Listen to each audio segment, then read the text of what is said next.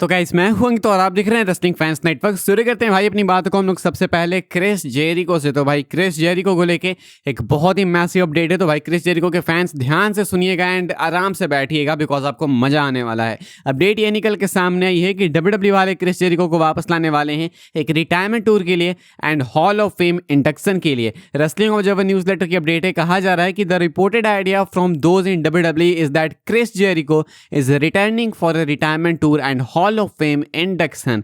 कहा जा रहा है कि जो रिपोर्टेड आइडिया है डब्ल्यूडब्ल्यू के अंदर वो ये है कि क्रिस जेरिको की वापसी होने वाली है वर्ल्ड रेसलिंग एंटरटेनमेंट में एक रिटायरमेंट टूर के लिए एंड एक हॉल ऑफ फेम इंडक्शन के लिए। डेफिनेटली जेरिको ने वो लेगेसी बनाई है कि उनको हॉल ऑफ फेम में इंडक्ट किया जाए, लेकिन वो सीधा AEW से हॉल ऑफ फेम में इंडक्ट नहीं हो सकते हैं डब्ल्यूडब्ल्यू में। इसके लिए या तो उनको रिटायर होना होगा AEW से तब जाके इंडक्ट होंगे, या नहीं तो डब्ल्यूडब्ल्यू के अंदर आके रिटायर होना होगा। तो डब्ल्यूडब्ल्यू के अंदर आके रिटायर होंगे यही लगता है भाई। इनकी डील एक्सपायर होने वाली है AEW के साथ इसी साल के एंड में। उसके बाद एक्सपेक्टेड है अगले साल के रॉयल रंबल में अपीयर होने के लिए जो कि सऊदी अरेबिया से होने वाला है। सो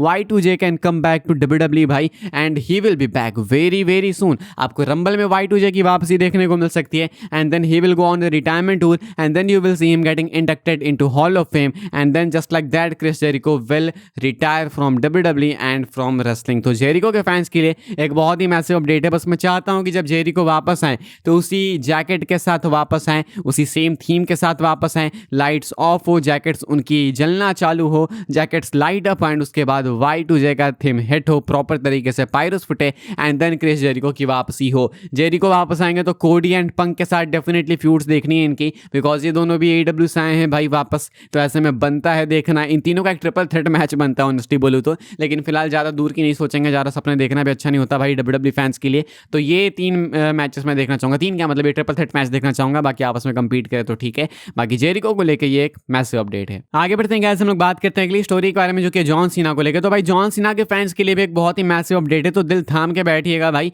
जॉन सीना आपको एक्चुअली में रिटायर होने से पहले इंटरकॉन्टिनेंटल चैंपियन बनते हुए देखने को मिल सकते हैं। मेल्टजर की ही अपडेट है again Wrestling observer news letter की। कहा जा रहा है कि the idea of John Cena winning the Intercontinental Championship from Dominik Mysterio and it being in play for Cena's final match against Gunther has reportedly been discussed. कहा गया है, Meltzer का कहना है कि डब्ल्यूडब्ल्यू के अंदर आइडिया डिस्कस किया गया है कि जॉन सीना डोमिनिक से इंटरकॉन्टिनेंटल चैंपियनशिप जीतेंगे एंड इसके बाद गुंथर को फेस करेंगे, डिफेंड करेंगे गुंथर के अगेंस्ट अपने आखिरी मैच में। ये वाला आइडिया डिस्कस किया गया एंड ये चीज़ काफ़ी पॉसिबल दिख भी रही है भाई। सीना अगर डोमिनिक को फेस करेंगे टाइटल के लिए सो देन भाई I don't think there is any other option other than letting Cena win because सीना ने कभी भी IC टाइटल नहीं जीती। जाने से पहले एक बार जीत जाएंगे, गुंथर के अगेंस्ट आखिरी मैच होगा उसमें हारेंगे तो भी चलेगा। गुंथर ने ऑलरेडी भाई गोल्डबर्ग को रिटायर कर रखा है, सीना को भी कर देंगे एंड गुंथर की reign as IC champion we all know भाई की बहुत ज़्यादा लेजेंडरी है। तो अब ऐसे में वापस इनको टाइटल मिलेगी तो चलेगा। डोमिनिक के पास ऑलरेडी AAA की भी चैंपियनशिप है तो आई थिंक ये परफेक्ट स्पॉट बन रहा है सीना को IC टाइटल देने का एंड आई थिंक कि डब्ल्यूडब्ल्यू वाले ट्रिगर पुल भी करने वाले हैं एंड ऑलरेडी हिंट लग गया बिकॉज ये वाला आइडिया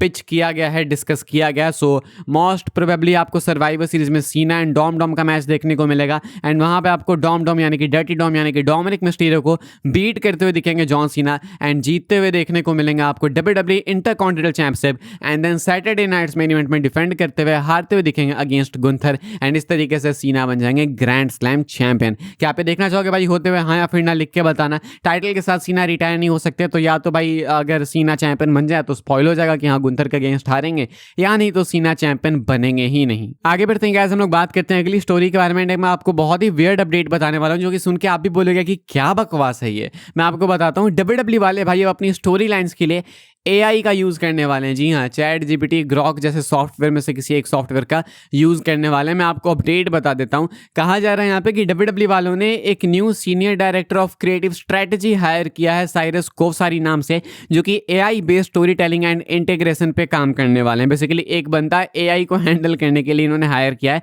एंड AI सर्विस ने एक स्टोरी लाइन भी सजेस्ट की है। स्टोरी लाइन सुनोगे तो तुम और डिस्कस्टेड फील करोगे भाई। स्टोरी लाइन ये है भाई कि बॉबी लैस्ली वापस आएंगे WWE के अंदर, एंड वो एक अलग कैरेक्टर के साथ वापस आएंगे। ये कैरेक्टर कैसा होगा? ये कैरेक्टर ऐसा होगा जो कि बिल्कुल ऑब्सेस्ड होगा जापानीज कल्चर से, हिस्ट्री से। बेसिकली बॉबी लैस्ली एक ब्लैक रेसलर भाई जापानीज कल्चर से इंस्पायर होकर वापस आएंगे WWE में according to this AI service. तो ये आइडिया बहुत ही ज़्यादा बुलशिट है। WWE के अंदर लोगों का भी ऐसा मानना है कि ऐसे तो भाई हो गया काम। कुछ लोगों का मानना है कि बूम पीरियड के एंड की निशानी है कि आपको AI का यूज़ करना पड़ रहा है, नॉट AEW, AI का यूज़ करना पड़ रहा है। क्या हो रहा है भाई? ट्रिपल एच के चार्ज में, ट्रिपल एच के कंट्रोल में, TKO के कंट्रोल में, वो बहुत ही अजीब है। टिकट प्राइसेस से लेके, प्रोडक्शन से लेके, हर तरीके से WWE वाले अपने आप को बरी करने की सोच रहे हैं। And now here we go with this AI set. AI वैसे भी भाई लोगों की जॉब छीन रहा है, एंड यहाँ पे जहाँ पे आपको अच्छी स्टोरी टेलिंग की नीड है, जहाँ ह्यूमन ब्रेन की नीड है, वहाँ पे आप AI का यूज़ करोगे तो ऐसे ही आइडियाज़ आपको मिलेंगे कि बॉबी लैस्ली को जापानीज़ नहीं तो चाइनीज़ नहीं तो इंडियन बना के ले आओ।